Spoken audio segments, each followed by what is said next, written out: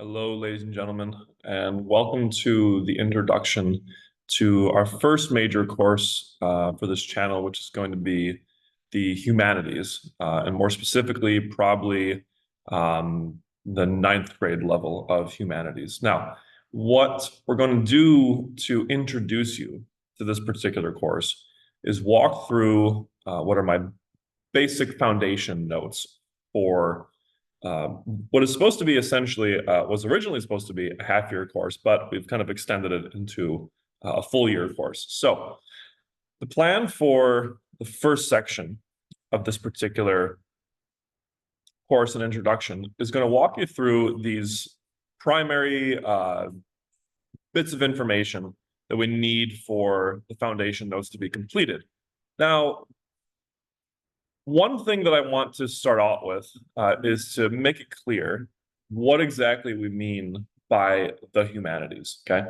Now, if we look really quickly, just as at the introduction slide to the notes, the humanities don't really ring a bell for a lot of people. Usually when you think of courses in high school, you think of English, you think of social studies, history, and then math and science, all that kind of stuff. So the simplistic way that I teach my students to understand what the humanities are is simply anything that's not math and science. That's not the hard natural sciences or the kind of abstract mathematics. So in other words, it's English, it's history, it's art, and depending on what high school you're taking, it's also philosophy, it's also religion, it's a little bit of psychology as well. So it's essentially anything dealing with human beings and their activities and their thoughts and their accomplishments and all this sort of stuff. Okay. Now, the more colloquial, kind of simple way that I like to sell it is that it's everything cool. It's everything really kind of fun and interesting about English class, and everything that's really fun and interesting about social studies, kind of really filtered out. And what I mean by popular or interesting, it's what the popular level stuff, the popular kind of sphere of people would think is like, oh, that's really interesting. Let's talk about that. Okay, so that's kind of what I hinted at with the opening slide. So like gladiators, dragon slaying, angels and demons fighting, the legends of King Arthur, the Greek myths, the heraldic stories of knights, and all this kind of stuff. Those are the major examples that I usually give of things that we cover in the humanities. Okay, now for a more like concrete course overview, this is usually what I show students. Okay, we're going to have a unit on every major period of history and or every major kind of area or group that exists in history, from ancient Greece all the way up into not entirely present day, but I would say about the year 2000, right? 2001. So the first section that we're going to do, the first unit, is on ancient Greece. And within that unit, it's a pretty long one. So we spend a good chunk of time in ancient Greece. We talk about myths. We talk about the heroes, the most popular heroes of Greek literature, Greek philosophy. And then we talk a little bit about philosophy. And by philosophers, I really just mean Socrates. Okay. So always important to remember that the information here is essentially meant for ninth graders. That was the first time I ever taught the humanities course, was for ninth grade students. And that's meant to kind of prepare you for, number one, kind of the simplified and the sort of watered down things that we're talking about in history. So for example, like when we talk about Greek philosophers, I'm not going to go through Aristotle, and Epicurus and all these other guys, and Lucretius, and like these guys that we know are in the corpus of Greek myth, Greek philosophers rather. We're going to boil it down to just something like Socrates, so that students leaving ninth grade would have some knowledge of Socrates and actually have some understanding of what he was saying. So in that sense, I hope you can kind of see just by the list that's in front of you right here, it's actually quite a valuable course for students in that sense. I always remember taking kind of a very gentle level of pride in my students because they were able to leave ninth grade with a lot of this information already in their minds, so that when they went into 10th grade, 11th grade, they would see things in Shakespeare or they would see things in history and they would say, oh yeah, like I understand this about that. Or they were able to engage with their culture at some much more sophisticated level, or at least at some much more kind of aware or like kind of awake, sort of level than most people would leaving ninth grade. So it's a really powerful tool, in my opinion, because of that, and in part because of that. So yeah, after ancient Greece, we're going to do ancient Rome. It's a shorter unit. We're going to talk about some of the major wars and a little bit about the Caesars, and we're going to talk about the influence of ancient Rome. A really big unit that we do is one where we kind of condense all of the all of world religions into one unit. And that's going to be a unit about the philosophies of each major world religion, as well as the beliefs and the texts of the three major Abrahamic religions. So we're going to do that for a bit as well. We take a little bit of an excursus, kind of showing the early Middle Ages, or kind of that weird period between the Middle Ages and the kind of collapse, the slow collapse of the Roman Empire. To talk about the Vikings, to talk about the Nordic cultures and that whole area of kind of Northern Europe, and talk about their influence and talk about their culture as well. Students usually really like that one because there's a lot of very iconic sort of images and tones that come out of that period in history. We're of course going to talk about the Middle Ages. We're going to talk about the legends of King Arthur. We're going to talk about all the different, the things that the Middle Ages actually did to contribute to the world, aside from just the plagues, And then we're also going to talk a little bit about their religious belief and the way that religion influenced them as well. Then we're going to talk about the Renaissance. Traditionally, that's where we would have ended the course, but we've extended it quite a bit into like a full year course now. But in the Renaissance, we're going to talk about, yes, Shakespeare, John Milton, these two absolute titans of English literature and what they've done. We're also going to talk about all the different emerging changes and emerging ideas and the emerging, artwork that kind of sprung out of the Renaissance and really started to turn the culture in a couple different directions and elevate it to some degree as well.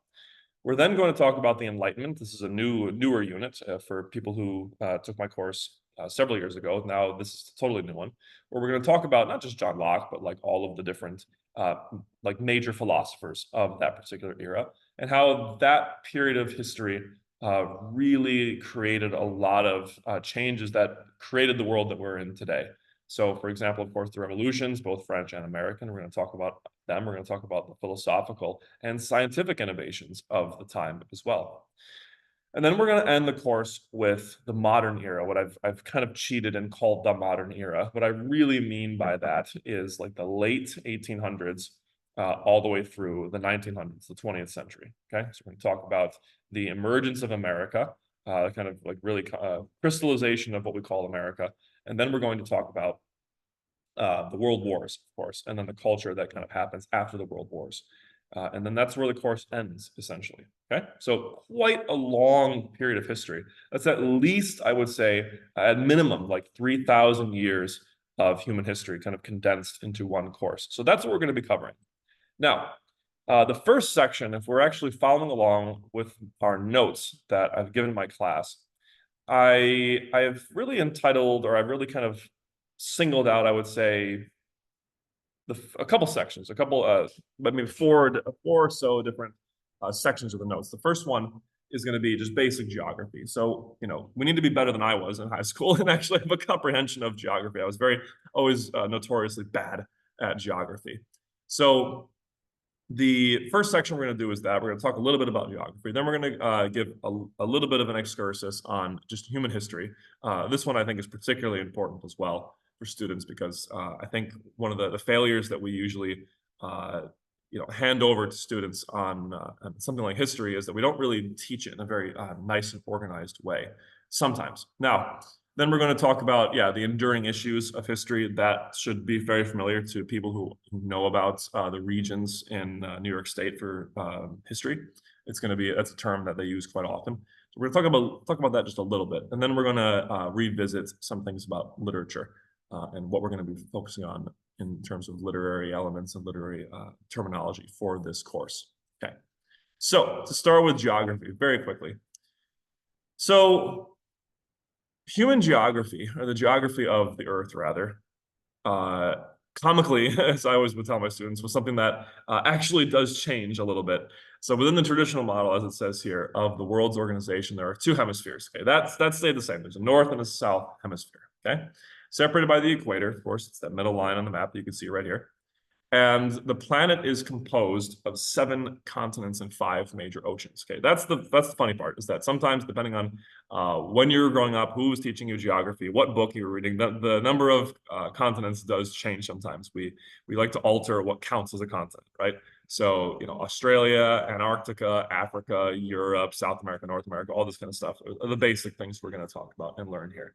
And then, yeah, in terms of the ocean, the Pacific Ocean, the Atlantic Ocean, the Indian Ocean, and then the North Sea as well. Like, people will again change some of the qualifiers here, but generally we like to label it down or kind of boil it down to 5 major oceans. Now, in your particular notes, what we're going to do here, as you can see, is we're going to have the continents that we're really going to focus on, and we're going to mention in this particular course. So North America, South America, Europe, Africa, Middle East, Asia. We're going to have a brief list of the countries, okay, the popular or the relevant or the most well-known countries within those regions. And then we're going to have to give some notes on the climate and the geography within those particular areas, okay? Now, what is the purpose of this particular part of the introduction notes, and what is its relevance to the humanities overall? We're not going to see a huge jump in this particular bit of information's relevance until maybe like the 3rd or 4th unit of this year, of this course. And the reason for that is because, we need to sort of understand, at least up until that point, how much of an impact geography is having on the emergence of these cultures, these human cultures. So for instance, what we would need to do is say, like with North America, I've done this one for us so we can follow along in the notes by just completing this one as an example. The relevant or the most notable countries in North America would include Canada, the United States, and Mexico. Okay, so it's one continent split into 3 different countries. Now, for the geography and the climate, it says, as we wrote down here, and this actually comes from Britannica, as we're going to see, the Britannica website, which is what I usually have my students use to finish that graph that we just saw in the notes. So the Western valleys reach over 100 degrees, so very, very hot at times, while the coldest regions can easily rest in the single digits. Geography includes the forest, the plains, mountains, and dry valleys. So in other words, guys, it's an incredibly diverse continent in terms of its climate, right? So it touches the equator and it goes all the way up to the far north. So we can have ridiculously cold weather and as well as ridiculously warm weather and all sorts of fertile grounds and lands in between. Now, when you're finishing this particular assignment or this particular section of the notes, I like to have my students use the Encyclopedia Britannica because it does give some pretty solid and very, very organized information. So go ahead and run through that really quickly and do that on your own time. Now, the relevance here. What is the relevance of this particular section of the notes for us as students of the humanities? Well, the example I usually give in class, anyone who has played a game like Minecraft or any sort of settler or human survival sort of story can kind of already intuit the reason for this. And it's simply because where a human group decides to settle largely has determined the pace at which that civilization is going to advance. So for example, if you settle in sort of a desert biome, whereas if you settle in, a kind of fertile valley biome, you are going to have 2 dramatically different levels of development right then and there. So, of course, the Indus Valley civilizations really started to settle and advance very, very quickly. And the civilization grew at a much, much faster pace than other civilizations did within the span of like several hundred miles of where they were.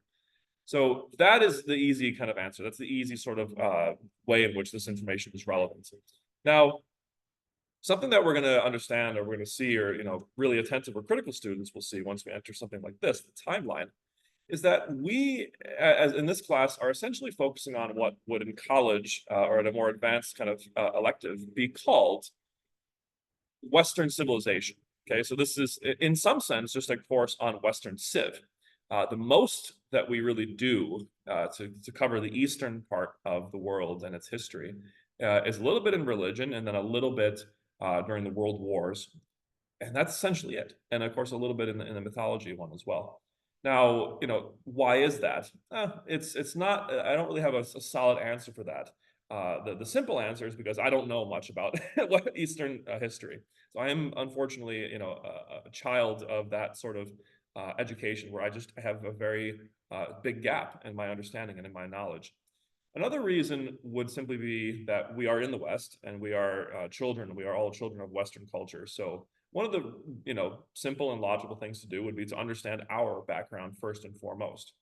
Another reason or another kind of explanation you can give, and this is something that it might be a little bit valid, might be a little bit invalid, is that some teachers of history like to adopt what is somewhat of a Eurocentric perspective and say that Europe or the West has exerted an incredible influence on the rest of the world in terms of if you're tracking history based on who has influenced who the most, the big player really seems to be Europe. Europe seems to really play a major role in influencing the rest of the world or the rest of the world's kind of trajectory. Maybe, again, that could be, we could criticize that a bit and poke some holes in that, but that's, again, a simplistic reason. So those are just basic three reasons as to why we focused on Western Civ. Now, to defend myself a little bit, in the future, if once I get, the courses I want to get done here, I do have it on my list to absolutely go and understand the history of Eastern civilization as well, and maybe add that in, especially in a course like this, go back and kind of give a little bit of serious addendums and serious new units so we can understand, the differences, we can understand its importance and influence and all that kind of stuff. That is, of course, not to say, and that's my final note on that question. That is, of course, not to say that this, history that we are choosing to cover is somehow the most important history or the only important history. It is not meant to invalidate any other history at all. It's simply the traditional kind of course that we're going through here. So please don't misunderstand that. Now, with that said, the timeline that we're going to run through is as it says here, the history of the human species being grouped into the two categories of prehistory and recorded history. Now, recorded history begins about 5,000 years ago, and that is what we're going to really be focusing on, okay? Now, yes, it says we often begin with the Bronze Age period, which is about 6,000 years ago. However, in that 5,000 year period of recorded history, we divide the general timeline between two different sections, which are BC and AD, or BCE and ACE. Now, what do those stand for? Most people understand that. That is a marker, kind of given to us by the Christian church or the Christian religion as before Christ and after Christ, or Anno Domini, rather. So what that essentially means is that we have this period of history where Jesus of Nazareth, is born, enacts his ministry, and then he dies. And as a result, the religion of Christianity kind of springs into being, and as we're going to see when we get there, really exerts an incredible amount of influence on history. It really does. It is in many ways a serious turning point in human history. So because of that, we usually measure by BC and AD. Now, some teachers of history have adopted, this method where they try to be a little bit more politically correct, a little bit more inclusive, and not call it BC, but BCE, which is the Common Era. So before Jesus is referred to as the Common Era, after him is referred to as the after the Common Era. Okay. Now, or I'm sorry, the Common Era, AC or CE. Now, if you think that's valid or not, again, have a fun debate about that. Some people think it's totally valid. Some people think that it's not. Some people think it's just convenient because we're just kind of adopting, the Christian culture, what it has handed down to us. So, have fun with that. Have fun with that debate. Now, for us, what we are going to be tracking, as you can see here, we can just kind of zoom through the notes. What we are essentially going to be doing, if you're following along on this particular sheet, is once we've labeled the continents, labeled the oceans, we're going to this section 2, which is about the timeline of human history. So basic kind of fill in the blank notes right there. But the real section that I'm interested in having my students finish is this, which is the timeline of Bronze Age history to modern recorded history. So we can see that this is our timeline generally right here. Now, what I usually have my students do is we write down the dates, right? We write down the kind of sections, And then we need to kind of plot those through here, through this timeline.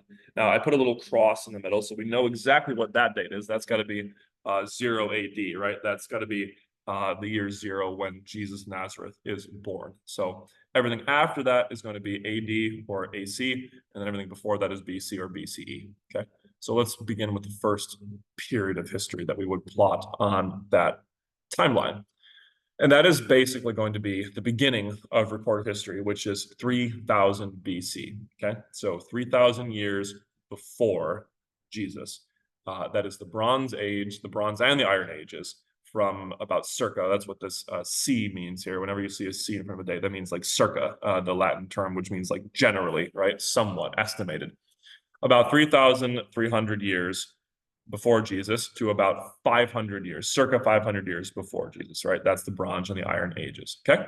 So a lot of things going on there. That's where a lot of the Indus Valley stuff happens. It's where a lot of the Egyptian settlement happens. It's where a lot of nomadic tribes stop being nomadic and then become actually settled and focus on agriculture, which allows for the development of more rich and more developed culture. So that's where we see all that stuff. Now, additionally, during that period, okay, on that 3000 to 500 BC period, we see the emergence of the major world religions. Now, the oldest religions that we're going to track here are Hinduism and Judaism, right? They are the two oldest religions in the world, stretching back to, depending on who's dating it, who you're really listening to, at the very least 1,000 years before Christ. Okay? There's usually a lot of people that argue that the roots of those religions in India and in the Middle East are a lot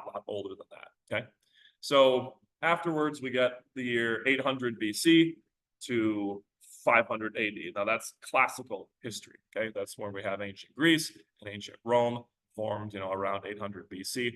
Or when we're referring to 800 BC, that's probably ancient Greece. It's where ancient Greece really starts to kind of like come into itself. That's where it really sort of crystallizes as Greece proper.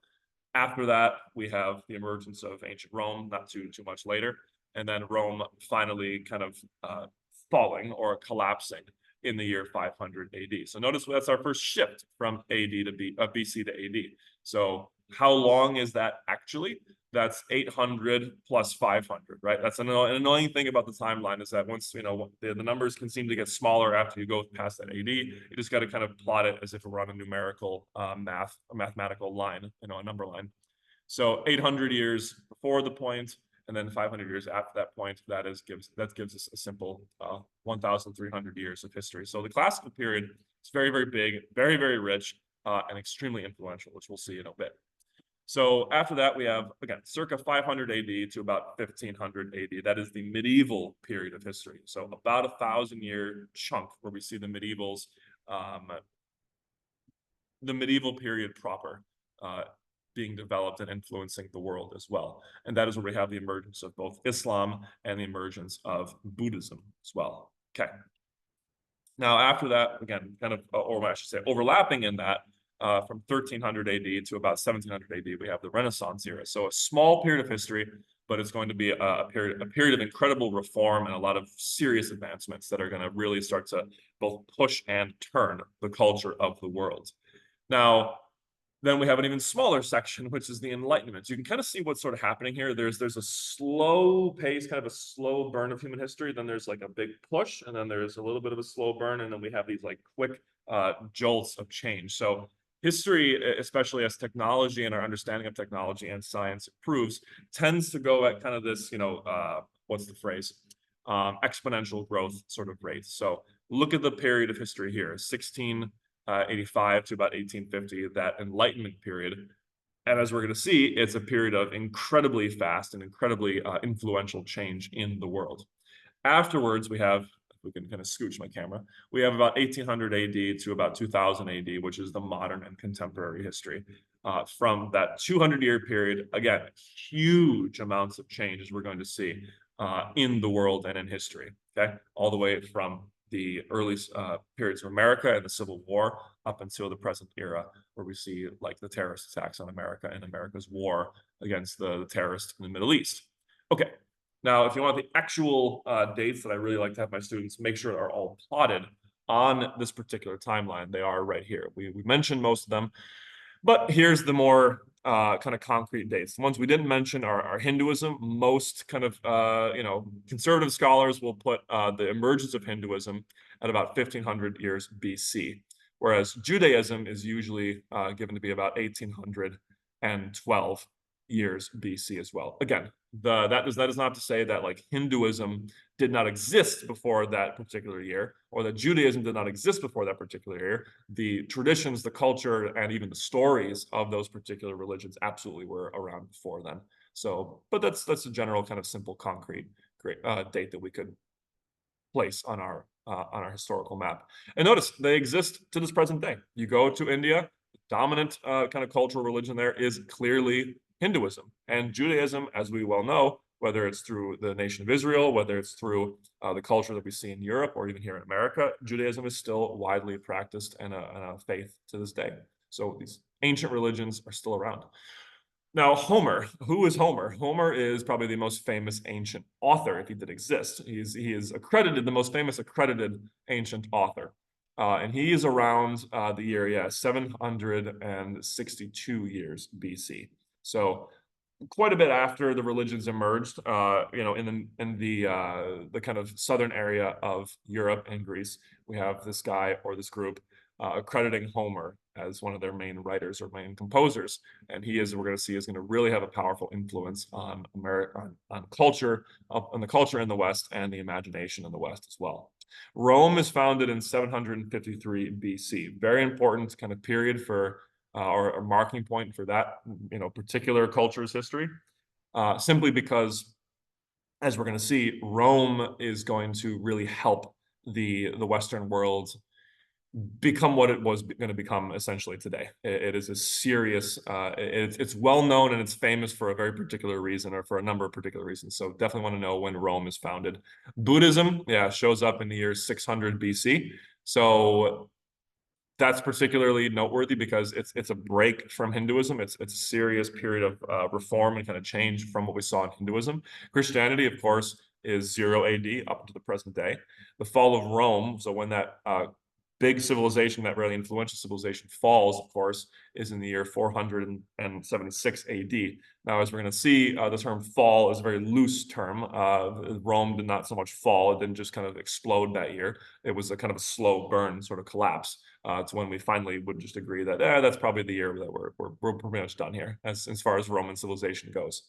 The Middle Ages goes from that particular year. So as soon as Rome falls, the Middle Ages begin in the year 476 to about 1500 AD.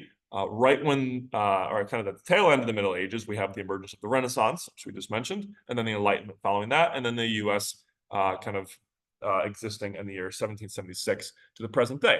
So the reason I like to hammer this out in some sense is because it's good for students' comprehension of history. If you can understand history, sort of like either a chapter book or like a series, like a TV series, it makes a little bit more sense. So when I say to you, like, let's organize that timeline into chapters, the first and easiest chapter would have been like the kind of classical period of history, right? So the classical period, if we scooch all the way back here, is 800 to 500, 800 BC to 500 AD. So that ancient Rome, kind of ancient Greece period, bam, that 1300-year period where the ancient world was hanging out. That's one big section. So if I talk to you about ancient Greece, if I talked about ancient Rome, that's the period that we want to kind of remember or understand.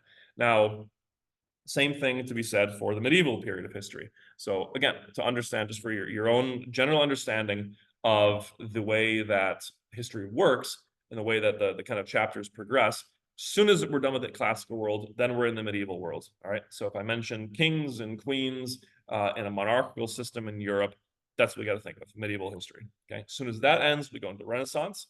And then as soon as that ends, we go into the Enlightenment, and then we are up to the basically the kind of contemporary present day period, right, within the past 200 years or so. So if you can get that sequence down, you'll slowly start to figure out who and what exists and what's going on in each particular section. And then dates become very, very simple for you to understand. So if I mention, for example, like, oh, generally what period was, King Charlemagne from or King Arthur from? It's like, oh, that's medieval. They got to understand that's medieval. Whereas like, what about Socrates? Oh, Socrates is from classical history. Oh, okay. Well, what about Abraham Lincoln? Oh, well, he's kind of from the more, 200-year contemporary period. So knowing those sort of general periods, very, very helpful for our general comprehension of history. Now, the next section of the notes, once we're done plotting that, again, that's totally open to how you want to plot it. The next section here is about the enduring issues of history. Now, all of my regions teachers in the history departments will understand that there are way more than 3 enduring issues. I'm simply going to give you the 3 most common ones that we will cover, or that we're going to mention in this course. We're going to write what they are, give the basic definition, and then we're going to have to brainstorm some examples of them. So the first one is simply just conflict, right? So conflict in human history, very basic idea, very simple thing to cover. Now, what is that? That's a serious disagreement between at least 2 or more groups. Now, that disagreement could simply be a philosophical disagreement. It could simply be, a methodological disagreement. 2 people want to do different things in different ways. Or it could be something that is very clearly going to emerge or erupt into a armed conflict, a physical disagreement between things, I would say. Okay. An example of this, well, we could say if you want to start at the very foundational level, the desire to, or the belief in nomadic practices versus settlement practices. We have civilizations and cultures that leaned more towards the nomadic at first. They wanted to simply be traveling. We had tribes and cultures that preferred to, move around and be ever moving and never want to settle down completely. Then we had tribes that were like, no, we want to settle and expand from there. That is a conflict of what it is that people think that they should do. You could also get a little, if you want to grab a note from the kind of more English notes that we did in our section about universal materials, we could say that conflict could also be, human conflict with the natural world itself. So some people will, of course, argue that it is a better method to simply settle down in the world and endure and fortify yourself against the troubles of the world than it is to settle or to continuously be nomadic in your practices. Okay. So we could have conflict between not just people, but also the world itself. Another example of that could be the conflict that we see emerge between different religious groups. So in the Middle East, for example, we have the emergence of Judaism as a monotheistic religion, coming into very serious conflict with all the polytheistic religions around it. So a belief in one God versus a belief in many gods, that's a serious conflict as well. Then we could have a more, contemporary example of conflict between nations and what those nations believe and what those nations want. The easy example would, of course, be tyrants or imperial figures like Hitler or Napoleon, and even figures like Joseph Stalin in the nation of communist Russia, the USSR. We have these figures coming into serious conflict not only with each other, but also with any neighboring countries as well, countries that are not pleased with their expansion and the desire of these men to expand and gain more influence over the world around them. Okay, that's an example of conflict in history as well. Innovation, defined as a change or new idea of doing something and the effect that it has. So a simple innovation, as you kind of saw from the very beginning of those timeline notes, was the Bronze and the Iron Age. We had a period where innovation was being made in terms of the creation of tools, the creation of weaponry, and the creation and the formation of metals in the form of going from bronze to iron. Right, we have way more powerful kind of innovations in warfare. This leads to a lot of different changes in culture. The most basic one that my students usually are familiar with is the invention of the atomic bomb, right? So the atomic bomb was an enormous innovation. We have the creation of nuclear energy and nuclear fission and fusion. And then we have the emergence of not just energy from that, but we also have the emergence of a new weapon, and a very, very dangerous weapon. Okay, so that's one idea of how innovation could be seen. However, as it says here, it's not just a change in material discovery, it could also be a change in ideas. So, for example, the one we just mentioned, the emergence of Judaism, is in itself an innovation. This change in belief from a much more pagan, a much more polytheistic worldview to a much more kind of centralized and fine-tuned monotheistic worldview. That is a serious innovation. And as we're going to see, and something that I generally show a little bit of bias with, that I like to argue with my students, is that the innovations in ideas, the innovations in philosophy and in culture, really, I think you can make a very strong argument to show that those innovations are what are really driving, or one of the major driving forces of history, or the changes that we see in history. So we want to keep that in mind, right? So innovations, ideas are some of the major innovations that we have in history. And then the last one is just generally ideas and beliefs. So the core way that people look at the world. We see these issues, or we see these topics being covered quite frequently in history, being touched on and emerging quite frequently. Again, like what I just said, innovations can be ideas themselves, but we will see how those ideas and those beliefs both shape the culture around them and really, in some sense, drive and change history for the better and for the worse at times. Okay, so those are enduring issues. Now, we're going to cheat a little bit here. When we go to the literature section, if this were a course that I was teaching, right here in the moment, we would shift over to literary elements and devices and all that kind of stuff. However, we of course have a video in our section on universal materials that's all about this. So for this section of the notes, if you want to fill it out, I would just direct you over to that video. So go to universal materials and find the writing strategies video, and that will kind of guide you through this section of the notes. Now, that is it. That is the simple foundation of the humanities course. So we covered not just what the humanities are, what we're going to cover in the course in general. We've covered a little bit of geography, we covered a little bit of history, and we covered a little bit of literary terms in some sense as well. Okay.